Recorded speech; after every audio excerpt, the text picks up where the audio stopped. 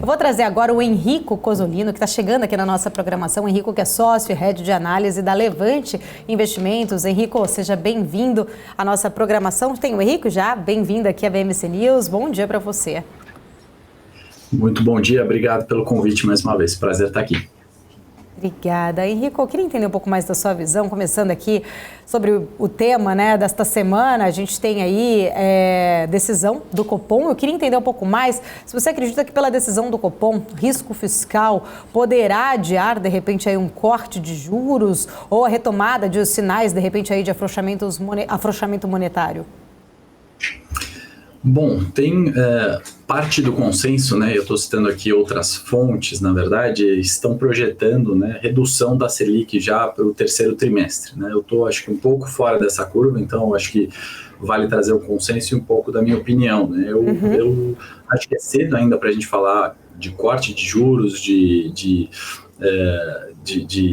Selic, né, uma vez que a gente ainda tem uma grande incerteza do lado fiscal, né? Inclusive eu acho que, apesar do consenso e eu também acreditar na manutenção da Selic em 3,75 na próxima reunião, eu acredito que o tom ali, né, do comunicado e da ata vai ser bastante duro com relação a esse ponto principal que você tocou, né? A inflação ligada ao lado fiscal, né? A gente recentemente teve o governo, inclusive, discutindo, né, se seria a meta de inflação mantida ou se teria um aumento da meta, e eu acho que isso é muito importante. Eu acho que é prematuro para a gente discutir redução de Selic e descartar até futuros aumentos, né? Então eu sou sempre o lado, acho que mais conservador, e estou um pouco fora desse consenso que eu tenho lido ali, apesar, né, de termos essa expectativa copo meio cheio com a inflação possivelmente arrefecendo, né? Vale lembrar que, se não me engano, há 7 ou 8 anos que a gente não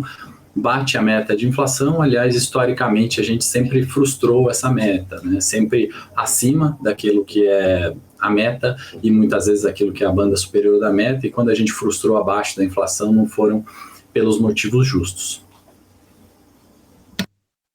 Henrico, eu queria ainda falar um pouco mais, né, sobre a nossa política monetária, até porque a taxa hoje da Selic, ela se torna um atrativo para o investidor estrangeiro, não só investidor de bolsa, né, exatamente de variável, de renda variável, mas investidor de renda fixa tem entrado bastante no Brasil, e a taxa acaba sendo, sim, um grande atrativo também para esse investidor, e a gente vê que a quantidade, né, vamos dizer assim, num montante em geral do investidor estrangeiro, quando ele entra no Brasil, acaba sendo benéfica para várias outras situações no nosso mercado como um todo. Eu queria entender um pouco mais da sua visão.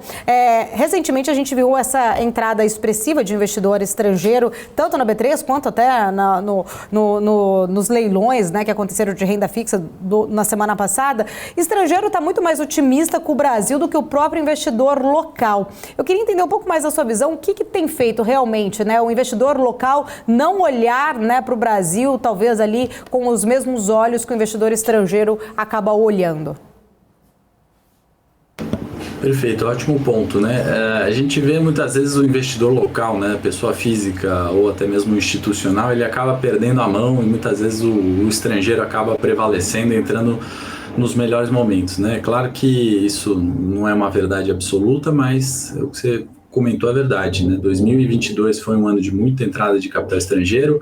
O ano ainda está positivo, né? Enquanto a gente vê polarização, né? Ou muitas vezes vieses políticos que acabam prejudicando os preços dos ativos, tanto da renda fixa quanto da renda variável, mas o fluxo gringo ele permanece. O Brasil ele é o país com maior taxa de juros real do mundo, né? Pelo menos dos comparáveis ali emergentes, e sem dúvida comparado aos países desenvolvidos. Então isso traz uma atratividade, né? Lembrando que esse aumento da taxa de juros ele só reflete o aumento do risco país, né? Você, ou melhor, eu costumo falar, acho que eu já comentei isso aqui, o mundo, né, ser como um grande e único investidor, o bolso desse investidor do mundo, ele vai procurar sempre o melhor retorno com o menor risco, né? Se o risco aqui subiu, seja pelo cenário eleitoral, seja pelo risco fiscal, seja por sermos um emergente, né, a taxa de juros relacionada a esse retorno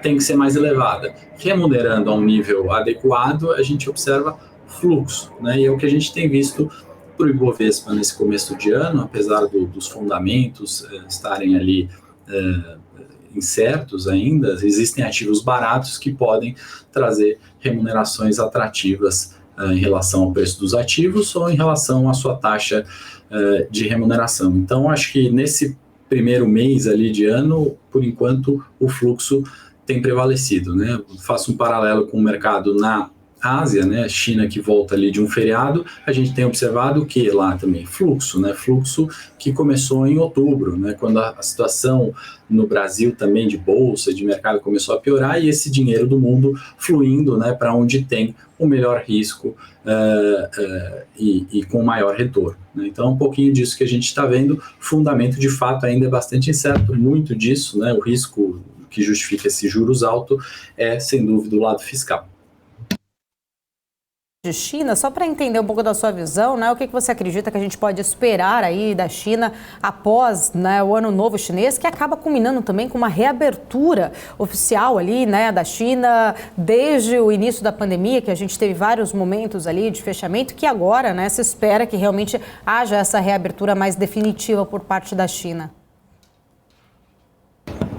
Bom, acho que grande parte da incerteza, né, na hora que a gente tira o mercado local, eleição, fiscal, vem certamente da China, né, daquela China de fato crescendo 2 dígitos, que ficou para trás, né, e a gente observa decréscimo de PIB no longo prazo, né, então a gente tem uma China que cresce menos, a gente tem uma China que tem mais risco e a gente viu alguns problemas, né, que a pandemia acabou evidenciando, né, que é, sem dúvida, custos de frete, custos logísticos, que antes era muito fácil, né? Mandava para a China e importava aquele produto num preço mais barato, né? A gente não tem observado mais isso no pós-pandemia, né? Então, acho que isso é uma grande mudança dos mercados asiáticos, mas a gente também não pode subestimar ali a visão de crescimento, né, de China, que eles não estão nem olhando um mês, nem um ano, nem 5, né? Eles olham 50, 100 anos e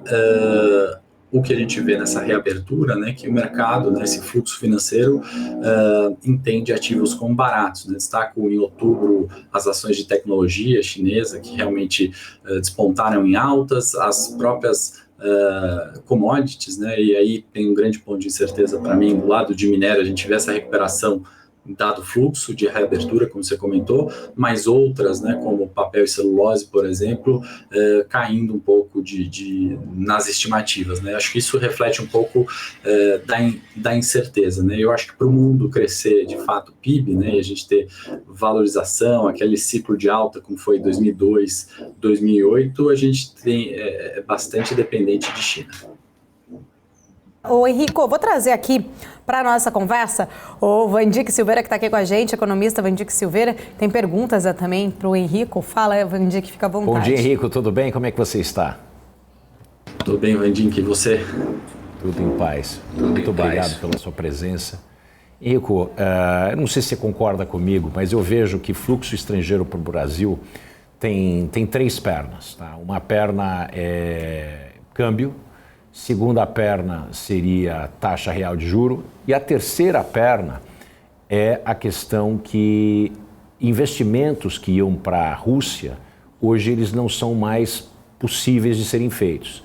Então existe um pedaço disso que foi também decidido a ser alocado para o Brasil, uma vez que os ativos em dólar no Brasil parecem ser bastante baratos. Não quer dizer que eles que eles ofereçam grandes oportunidades de crescimento, mas o valor dele em dólar é barato, então existe uma oportunidade de arbitragem, uma oportunidade de esperar mudanças do ponto de vista de valor do real, questões cambiais, etc.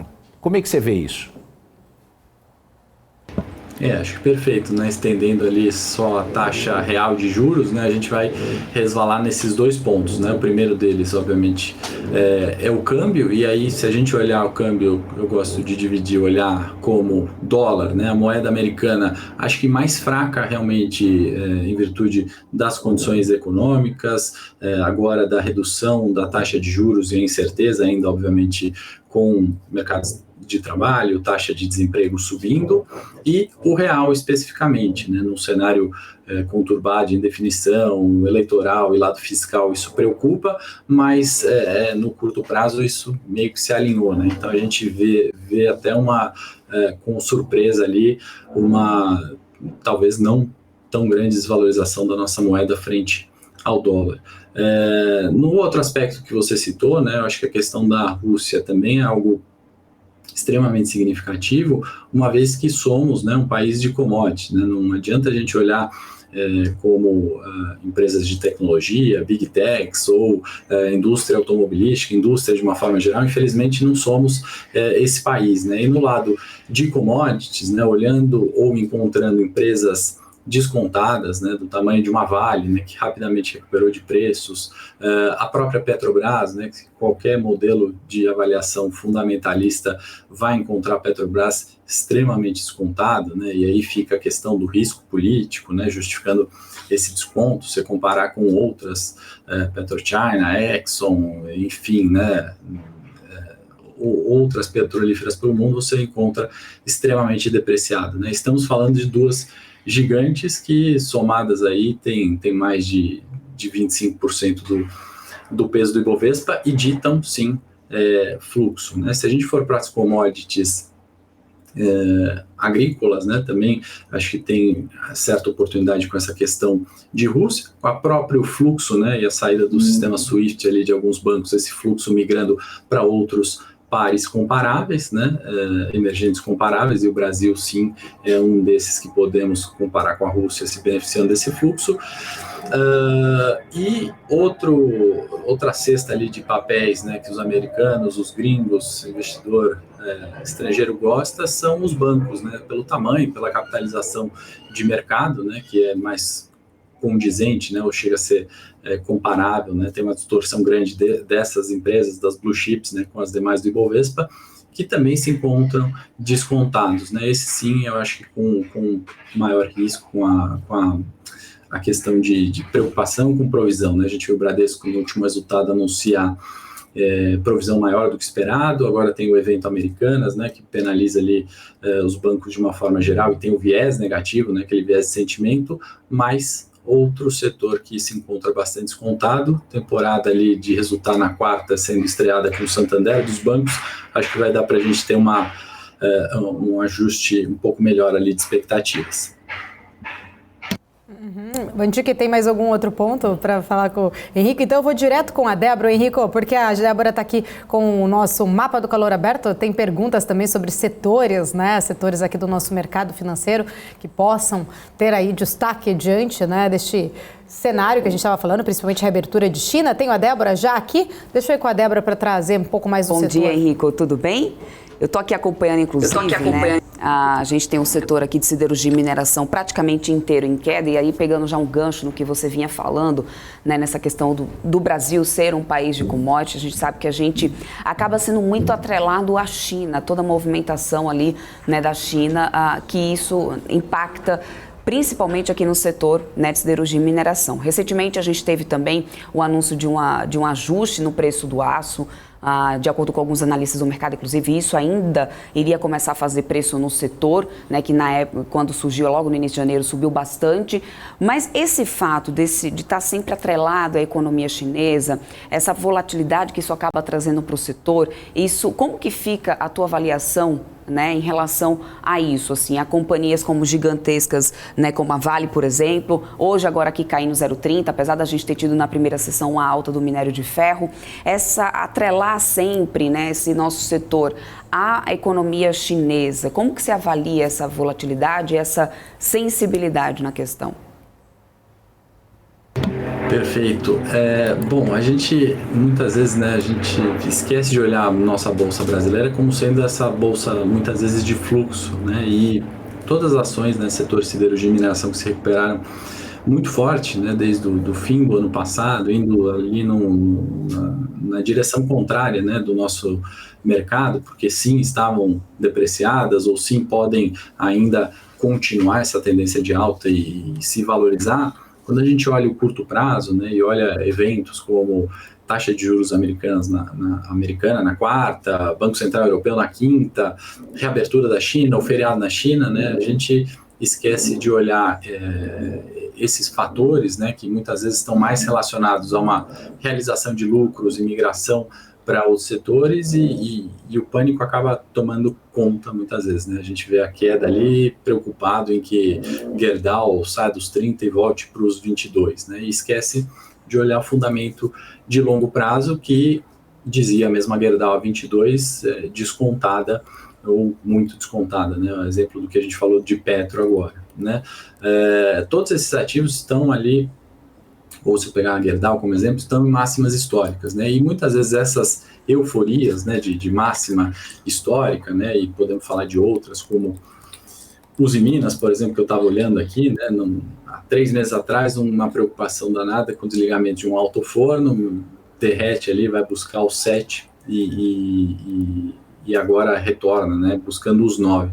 Pequenas variações, né, em termos nominais, mas percentuais elevados, né? Então, acho que é importante o investidor ali no curto prazo tentar entender esses movimentos, né? Se vem um dado ruim ou alguma fala econômica de um presidente do Banco Central na quarta-feira mais dura, evidente que esses ativos que se valorizaram contra uma tendência que é negativa no curto prazo, eles vão ter correções mais fortes, né? Então, tentar fazer essa comparação, né, do setor que você comentou hoje em queda, de repente com um outro setor de commodities, né, papel e celulose, que a gente comentou dos preços da celulose e os ativos despencando, hoje recuperando, né? Então tem um pouco dessa troca ali, dessa cesta de dinheiro, e no curto prazo nada que alterou ali o fundamento, né? A preocupação com China são as mesmas, né?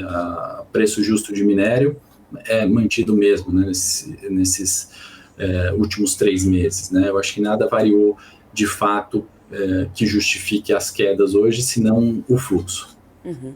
E aí, olha, seguindo essa sua linha de raciocínio, isso muda um pouco, por exemplo, em relação a companhias estatais, como é o caso, né, de Petrobras? A gente tem a tendência de ter uma valorização do petróleo se a gente tem uma retomada de economia, mas por outro lado, a gente sabe que na Petrobras existe toda uma questão também política. O Jean Paul Prats, inclusive, agora no evento, voltando a tocar novamente nesse ponto, nesse cerne da questão do combustível, que é um tema muito sensível, de reafirmar que essa é uma questão do governo. E aí coloca em cash novamente a questão da paridade internacional, né? Como que fica a tua análise, então, em relação a companhias estatais, assim como a Petrobras, que mesmo estando atrelada a uma commodity, ainda tem outros fatores aí que fazem preço no papel? Perfeito, acho que é o ponto central, né? A discussão em Petrobras é petróleo e governo, né? Quantidade vezes preço no petróleo e ingerência política historicamente, né? Eu acho que do lado de ingerência política é a única coisa que justifica o desconto, né? Se a gente olhar petróleo e quantidade e capacidade, né, dessa gigante, sem dúvida teria que ter um ajuste de preços para cima, né? Parte desse risco político, né, tá já no preço, né? Parte desse risco político eu acho que fica na volatilidade, né, na variação, não no preço de hoje, mas na variação entre 20 e 27, né, se a gente for olhar preços mais recentes.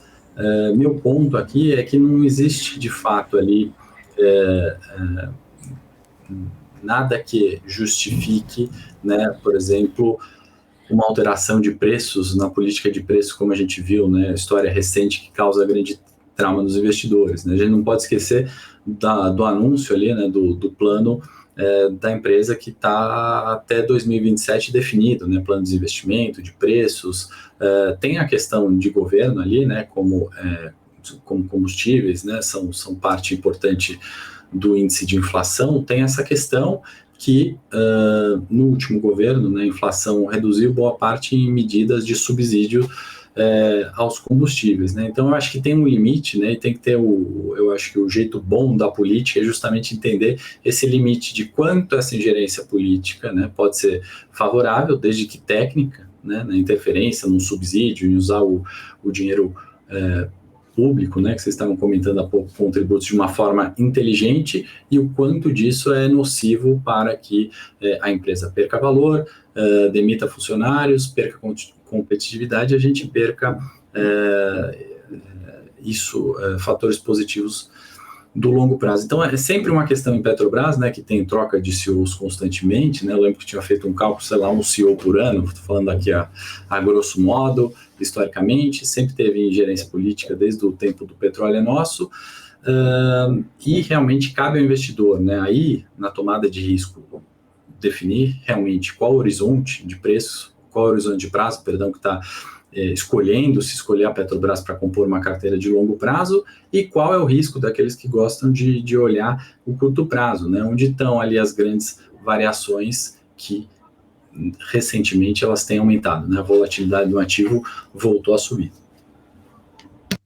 Tudo, né? Praticamente setor de commodities, Henrico, você citou aí a questão, né, da celulose. Eu vi recentemente, inclusive, uma análise aí de JP Morgan, eles mais pessimistas ao setor de papel, né, justamente por causa dessa questão. Eles acabaram cortando até a recomendação para Suzano e para Klabin, não vou lembrar agora preço-alvo, mas a gente viu as ações, inclusive, recuarem depois dessa questão dessa recomendação do JP Morgan, justamente por causa dessa questão do preço da celulose, que deixaria o setor menos competitivo. Você concorda, então, com esse raciocínio ali? Aliás, ainda tem mais uma outra questão, né, na celulose que a gente não pode desconsiderar, que é o fator dólar, né, que, por exemplo, agora está renovando mínimas, né? Ou seja, isso tudo acaba também ajudando a fazer preço nos papéis como o Suzano e Klabin.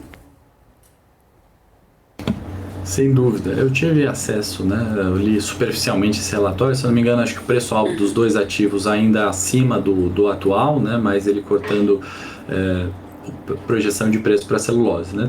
Tem premissas para que justifiquem, obviamente, essa redução de preços, né, sem entrar em tanto detalhe ali do que foi colocado, mas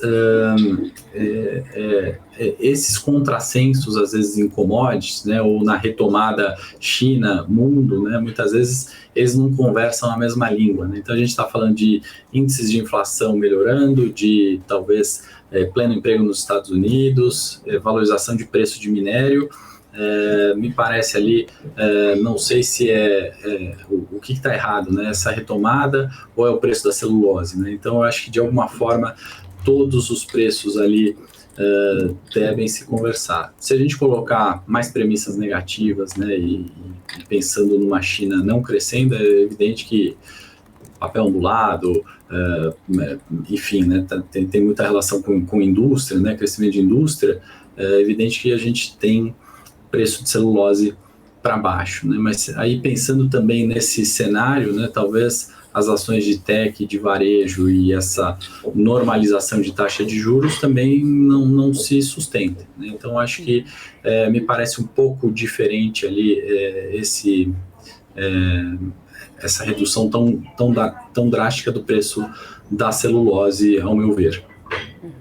Perfeito, Henrique. Só para poder atualizar o pessoal que está nos acompanhando, a gente tem Klabin agora aqui subindo 2,66%, Klabin 11, papel R$ 19,65, Suzano também aqui em alta, 1,57%, Irani também subindo 1,12%, Dexico subindo 0,70%, ou seja, o setor inteiro em alta, apesar, inclusive, da gente estar vendo aí uma certa queda do dólar acontecendo nessa segunda-feira. Henrique, obrigada, Paula. Até mais, obrigada, Débora. Henrico, quero voltar aqui com você só para me despedir. Henrico Cozzolino, que está aqui conversando com a gente, sócio e head de análise da Levante Investimentos. Obrigada pela sua presença. Obrigado, é um prazer estar aqui. Um abraço a todos.